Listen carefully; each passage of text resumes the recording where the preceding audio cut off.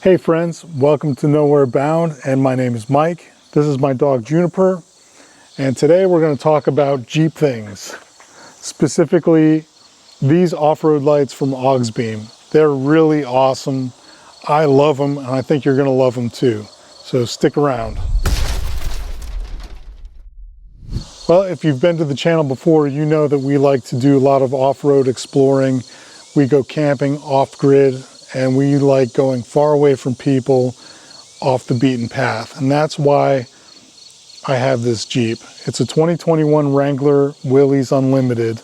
And when I bought it, it was bone stock. I mean, straight from the factory, nothing was done to it. Now, the Jeep is a very capable vehicle straight from the factory. You don't really need to do much to it.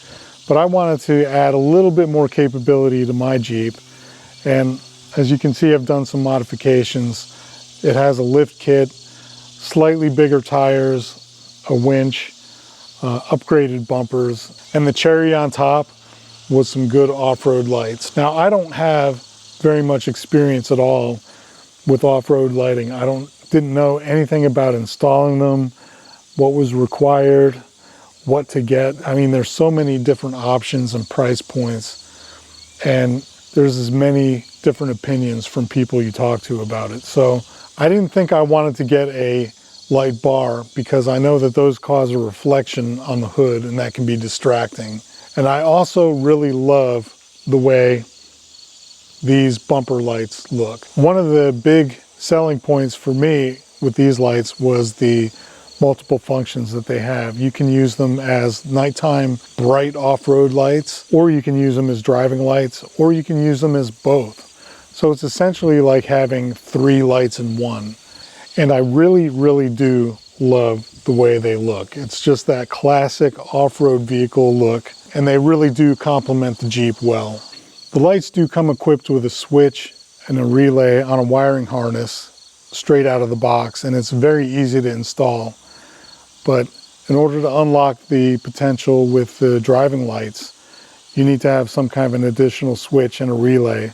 And for that, I went with the Auxbeam AS R40 4-gang switch panel. It's designed to work perfectly with these lights, and I found the installation to be very simple, even with no experience. There's many different ways to install the lights and the switch panel, and the manual does a good job of going through some of those options. So I'm not going to give you a step-by-step instruction in this video. Instead, I'll just give you an overview of how I ran the wiring and what it took for me to install these on my Jeep. I'll show you the tools I used and some of the extra parts that I needed to do my install. So I always have some extra wire, black and red. I chose to use these M6 nuts and bolts to do the attachment to the fuse box lid. I opted to do it that way instead of using the bracket that they included. They included flat washers with the install kit, but I decided to use lock washers instead, just for added peace of mind, because you're in a vehicle and it's vibrating and those bolts can loosen up. Phillips screwdriver. This is a 10mm socket. You need some wire ties. They do include some, but I don't think they give you enough, so I have extra here. You'll need a 5mm and a 2.5mm Allen wrench to adjust the lights after you install them. A crescent wrench, some electrical tape, and some butt splice connectors and a crimping tool. And of course, you'll need a good pair of wire snippers. The wiring harness just plugs right into the back, and you can see these yellow and white wires here. Those are for wiring up the driving lights. Yellow is for amber, white is for white. I'm not sure why they didn't put these inside the wire loom. So all I did was use cable ties to secure it. And eventually I do plan to put a loom around those. So now I'm going to show you how I ran the wires into the Jeep and how I mounted the control box and ran the wires and all that stuff. So if we follow the wires out of the lights, They basically run down here behind the winch. I still need to snip that wire tie. And basically they go right behind the grill here, in behind the headlight. And they just run up right through here.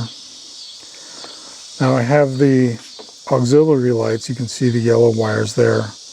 They're spliced here into one red wire, and the same goes for the white wire. The wires continue to come up here right behind this mounting bolt for the air intake. I actually took that bolt out, ran the wires underneath, and they're on the same path as the winch positive and negative wires. And they're all cable tied together. And everything runs to this control box.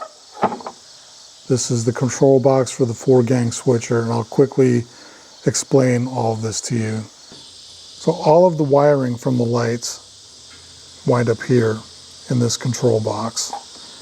And number 1, I have the main light. Number 2 is the white driving light. Number 3 is the amber driving light. All of the switches are fused, as well as you have a breaker here. It's a 60 amp breaker that runs directly from the positive on the battery, and then from there it runs to the positive post on the controller. And then this negative post is wired to the chassis ground down here on this bolt. This wire here runs into the fuse box. Now they do include a fuse splicer, and that's what this is. Basically it allows you to splice into an existing fuse, and that's what tells the box to be powered on only when the car is on. Otherwise this will be on all the time and it would be a drain on the battery. So I tied this fuse splicer to the cigarette lighter fuse because that is only functioning when the ignition is on. So this plug is what runs to the actual switch, which is inside the Jeep on the dashboard, and I'll show that to you in a second. But I have this wire running across, and I'll show you how that passes through into the interior of the Jeep. So here's that wire running down the other side, and down there is where it passes through. Jeeps have an existing hole specifically for this purpose, and there's a rubber plug that you have to pull out with a pair of pliers, and then this wire runs straight into there, right behind the steering wheel and the instrument cluster. So that wire passes through back behind the dashboard, and it's running tucked in just underneath where the steering wheel is.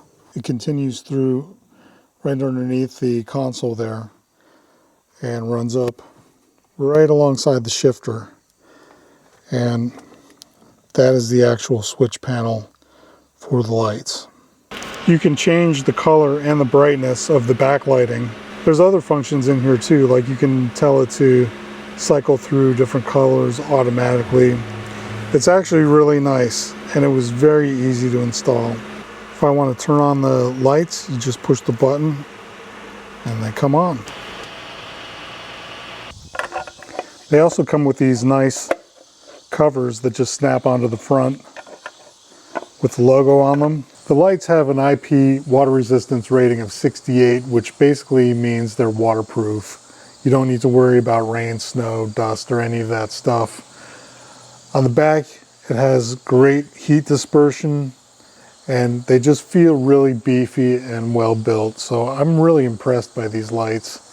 And if you're in the market for a nice set of off-road lights, you won't be disappointed with these. Go to the website. They have all kinds of different products there for you to check out. I want to thank the Patreon subscribers. As always, your support is greatly appreciated. I want to thank Auxbeam for sending us these lights to check out. And I want to thank you for watching. So we will see you again very soon, and it'll be in the middle of nowhere with some nice bright lights.